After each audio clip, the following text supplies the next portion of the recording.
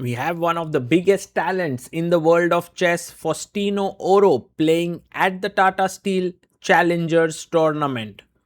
And there you have the youngster putting aside his player card. This youngster is 12 years and 3 months old. He has roughly around a month to break the record of Abhimanyu Mishra for becoming the youngest grandmaster in the world. He has 2 GM norms, just needs one more.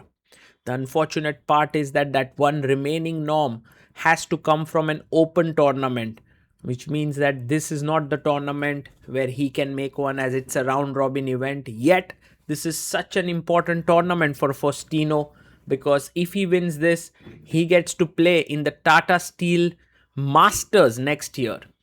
And there's his opponent, Lu Miaoyi, one of the top players, top youngsters in women's chess.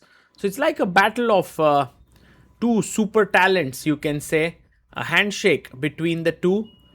Uh, and Faustino, by the way, in this tournament has been playing amazingly well. He drew Ivic, he beat Erwin Lamy, he drew Bibisara, and then beat Eline Rubers.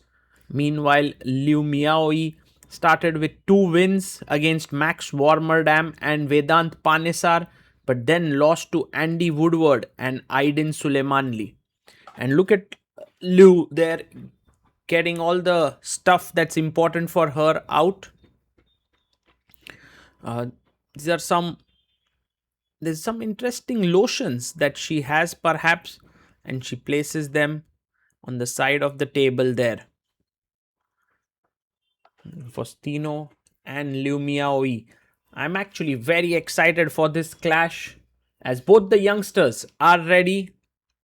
It's time for us to get rolling. It's 2 hours for 40 moves and then 30 minutes for the remaining moves, with 30-second increment per move.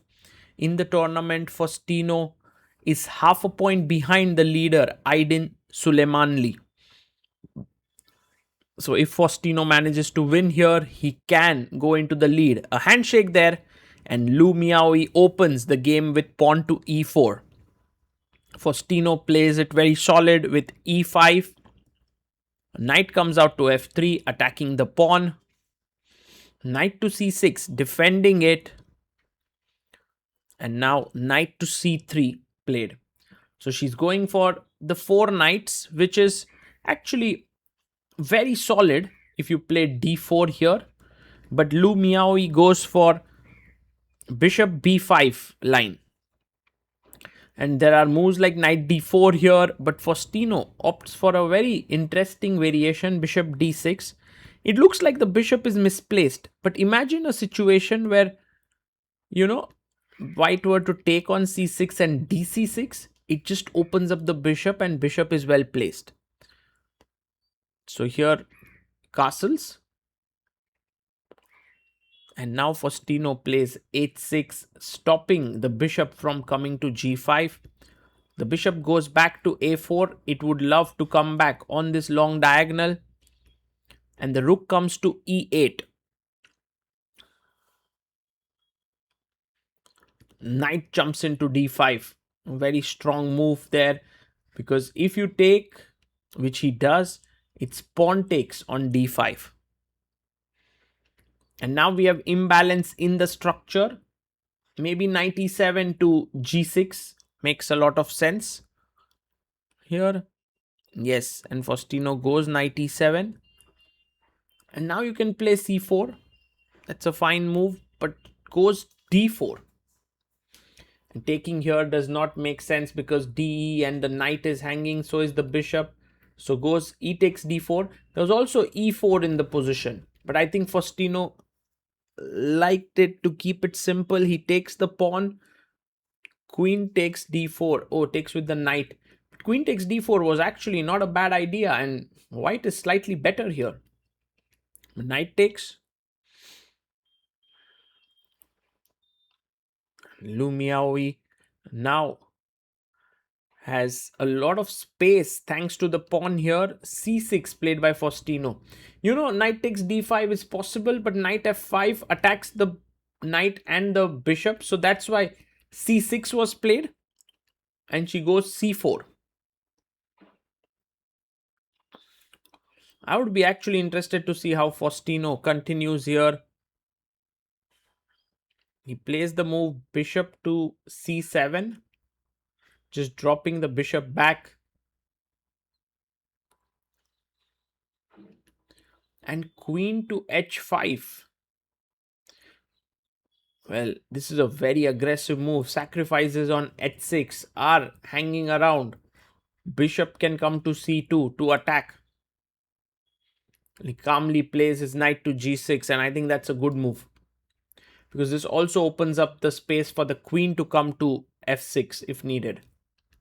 Knight to f5 played.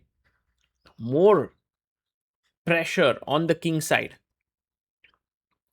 And Faustino plays his queen to f6. He has 48 minutes on the clock. Lu Miaoyi has 45 minutes. And now bishop d2. The idea is to play bishop c3. And now what do you do here? For example, you could play d6 to open up the bishop here. Then I play knight e3 and then bishop c3 is coming. Rook e5. Whoa, what a move here. Pins the knight to the queen. And now bishop c2 is important. Plays it, defends the knight, and threatens bishop c3. But Faustino maybe has the move d6. He plays it and attacks the bishop. So there's no time for bishop c3 because of rook takes f5 attacks the queen. So g4 played. Wow. It's risking it here. And takes on d5 once again. Bishop c3 does not really work because of pawn takes pawn, and here simply d5 and black is better. So takes back the pawn. And if you take the pawn, knight h6 check and you lose the rook. So that's the reason why bishop d7 played.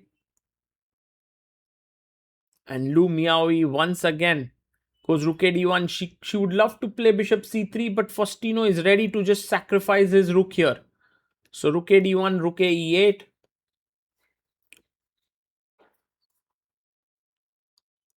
And now this time, for sure, bishop c3 doesn't really work because of knight f4 attacking the queen, and it's almost trapped here.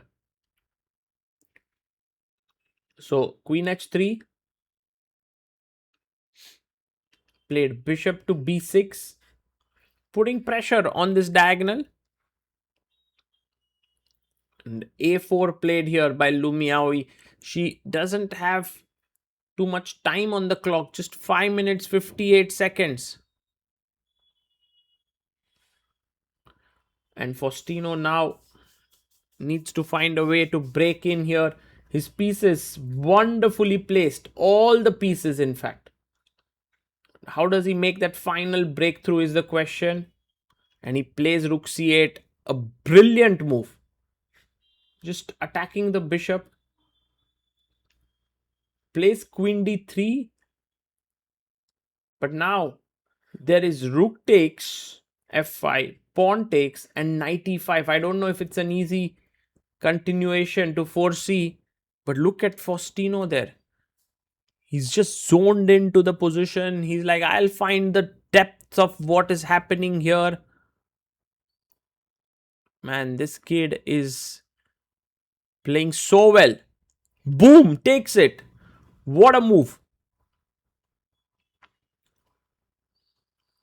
She has to take, and now knight e5. That's the move. That's the reason why you played it. Yes, knight e5. Now the bishop on c2 is a bit loose, so you need to protect it. Queen b3 played. And it's time to give another exchange sacrifice. You gave up one rook for a knight and boom, another one. Faustino. Man, what a guy. Queen takes c2. And now bishop takes f5 with 3 minor pieces here. He's launching a vicious, deadly attack. Knight f3 check coming in. Queen could enter in. She goes queen c3. And one thing which is absolutely not working for Lu Miaoyi is the fact that this bishop does not allow the f pawn to move forward. So there's no f3. She goes queen g3. And I mean, you can lose in many different ways. Knight f3 check is just one of them. Wherever the king goes, I just simply chop off d2 with a check and totally winning here. What an insane game by Faustino Oro. Lu Miaoyi resigns.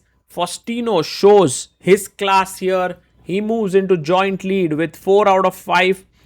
And more than anything else, what this guy is showing here is that he understands chess so well, so deeply. He sacrifices double exchanges on f5 and c2. And I think that's just incredible play by the youngster. A huge congratulations to him.